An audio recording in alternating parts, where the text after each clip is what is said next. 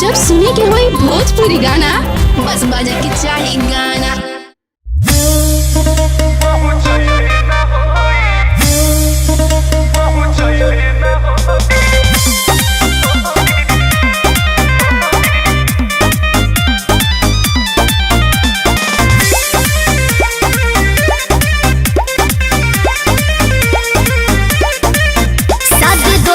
से हम कल हो तू का करब हो, अरे प्यार करब कि तू देखी देखी जरब हो।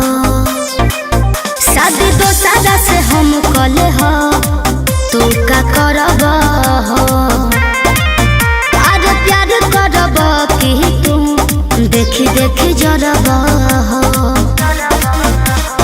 जाए घरे जाने ऐसन करब केहू अपना लभर खाती कइले न होई। अच्छा जाए घरे जाने ऐसन करब केहू अपना लभर खाती कइले न होई। तो केहू के यार सुन बन के कहर डोली ससुराल पहुँचैले न होई। केहू के यार सुन बन के कहर डोली ससुराल पहुँचैले न होई। केहू के यार सुन बन के कहर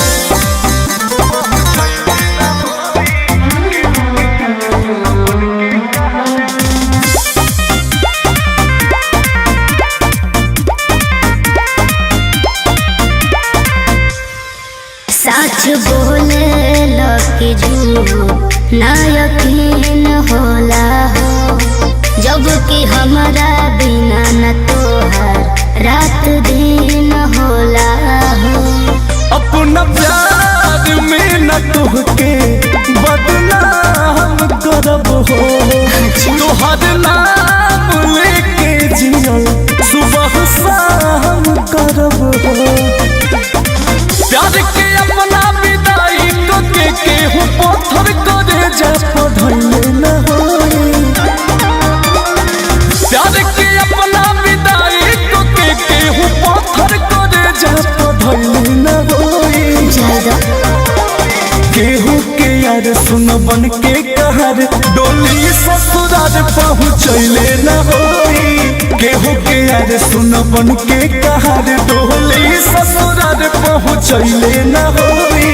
केहू के यार सुन बन के कहर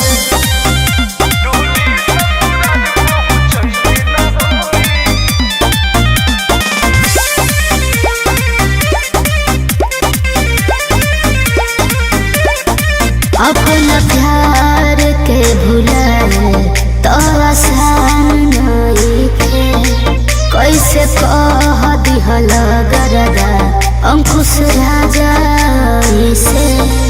तानी होई तकलीफ ई जरूर बहरुए, के तोहरा खुशी खातिर सब मंजूर बहरुए। दिल के दो टुकड़ा हो जाए केहू ऐसन कुर्बानी कइले न होई।